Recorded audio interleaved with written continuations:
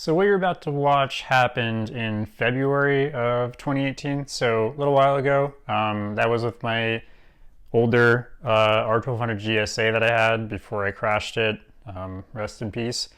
Uh, um, so this is not the same bike I'm riding right now, of course. And you can tell that I didn't really know what to do in a hydrolock situation, so this is all new to me, so you don't have to tell me in the comments like you should have done this and you should have pulled the plugs and blah. Like, you'll see that I pretty much figured it out at the end. Also, you don't need to tell me that an Africa Twin or a water-cooled GS would never do this, because I know the intake on these bikes is on the, I think, oh 06 to 2013 R1200GS. It's really low, along with actually the R1150GS too. So you don't have to tell me that this so-and-so bike, my KTM, will do it. Whatever. It probably will. People make snorkels for these bikes all the time, so that's really what I probably should have done. Or honestly, I should have just walked this before I tried to go through it, but I was an idiot about it. So people do, make mistakes, so enjoy. I think I just hydrolocked this. It's fucking deep here. It's like real deep. I didn't realize how deep it was. It won't start. I turn the starter and it just dies immediately. Like, it kills the battery when it does that. It's crazy. Holy shit. I went through this and I just rolled out of this. I'm kind of out in the middle of nowhere-ish. I don't have a spot messenger or a inReach or anything like that. This is not good. I should do this shit with friends and that other equipment, so that if one person goes through and gets stuck or something. I don't know. This is bad. Don't do what I just did. Alright, so I can get no service. I just walked up a hill, kind of far.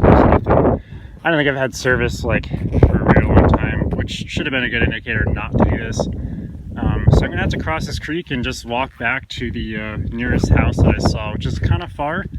Hopefully I have internet, or even just cell service in general. I can call someone or figure out if I can fix this.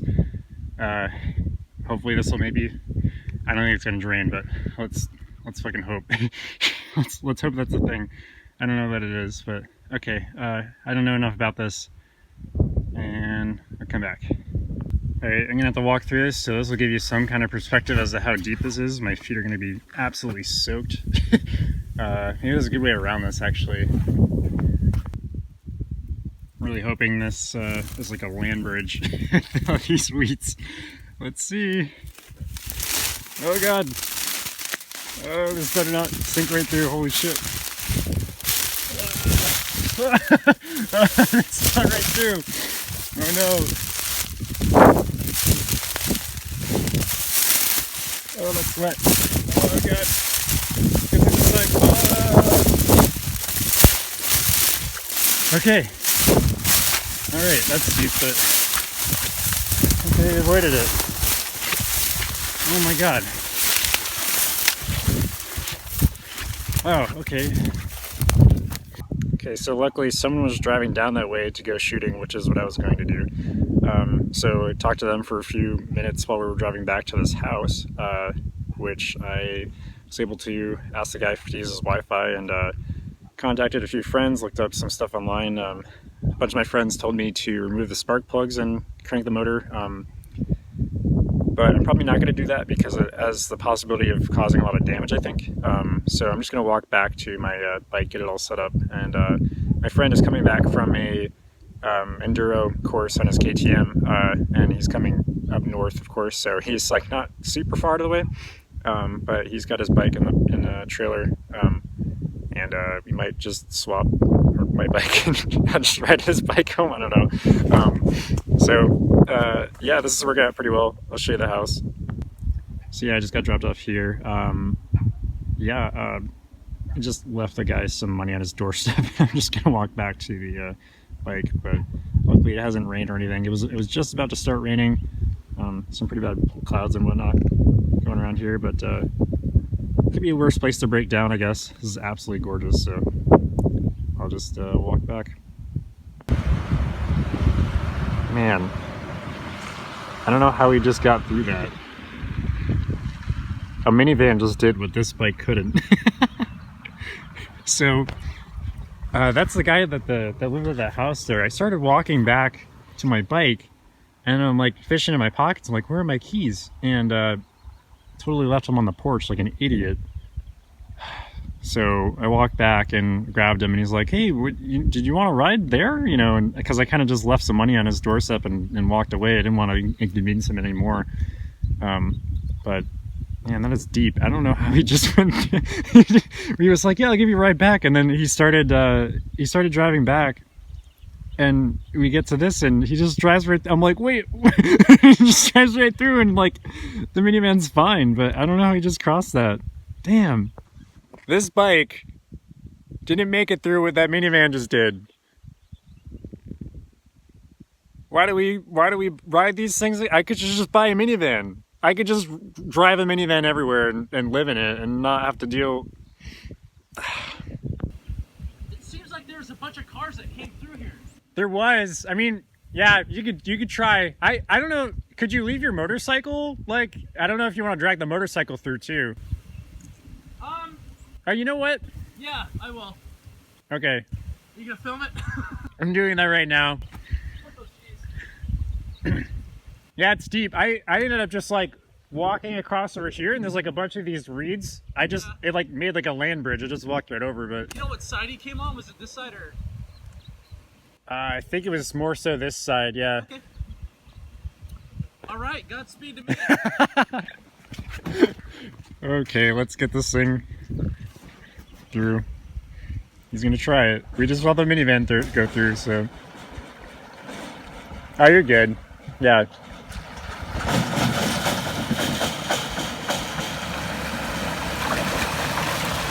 are you worried about? Jeez, man.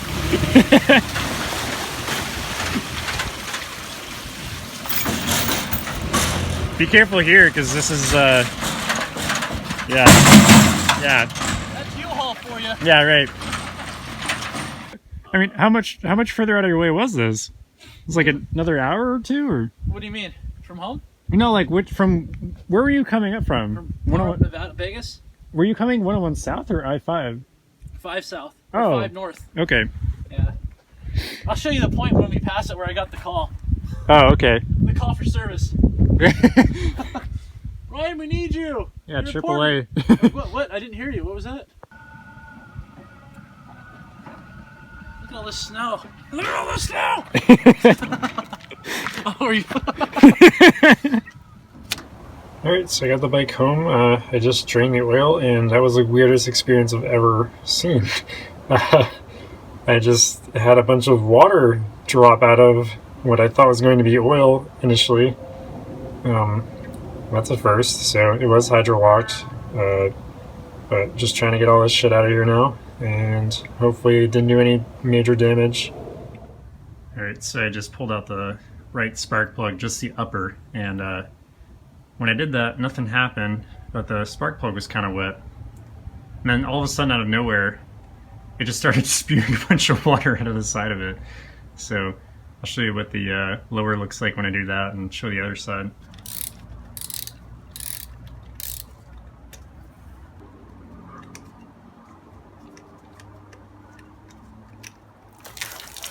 It's all water.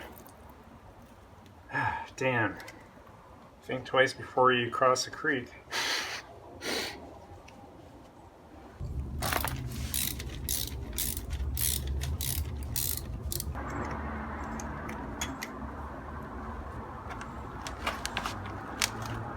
Why is that not spewing water?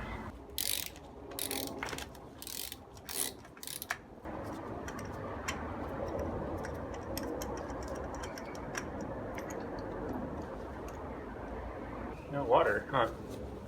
Okay, so at this point I have pulled all 4 plugs. There's new oil in the oil reservoir, so new oil filter. So all the water's out of the oil pan, hopefully. So I just gotta crank it over without the plugs in it and see how much water comes out.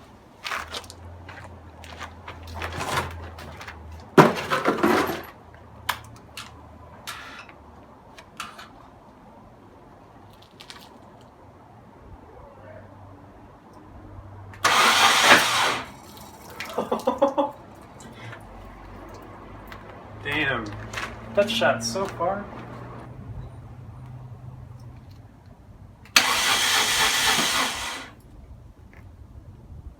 Wow.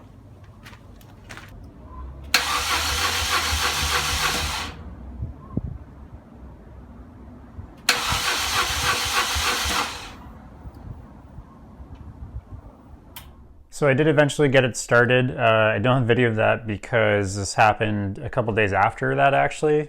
Surprisingly, what happened was I was trying to crank that motor over so much that I actually started draining the battery, and I didn't have a battery tender or charger here at my apartment thing.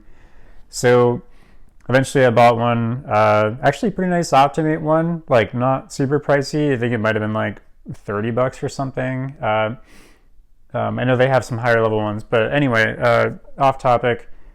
Eventually got it started after I just charged it up, and ever since that day, that bike made some kind of weird, awful, rattly noise at like certain RPMs. And I mean, it had to be directly related to that incident. Yeah, I didn't bend a rod. Like, it would have sounded way worse. It wasn't like a rod knock of any kind. It seemed like that bike took on so much water so quickly that it actually didn't allow for any movement when I did try to crank it, which is great because it actually stopped me from making the mistake of possibly bending a rod. So that ended up working out pretty well for me. Big, huge thank you to Ryan and all my friends, really. I basically just did like a group chat thing with Telegram Messenger, the actual app Telegram, and everyone was like, oh, this, Ryan's in the area. So we got Ryan in my direction, and he helped me out, and a huge thank you to him. Otherwise, I probably would have had to leave that thing there for God knows how long. So thanks for watching. I hope you learned something from this. Maybe, if not, just maybe it's entertaining. Ryan Slayers to listen to. So yeah, take care, everyone. Ride safe. Don't do what I just did there in that video.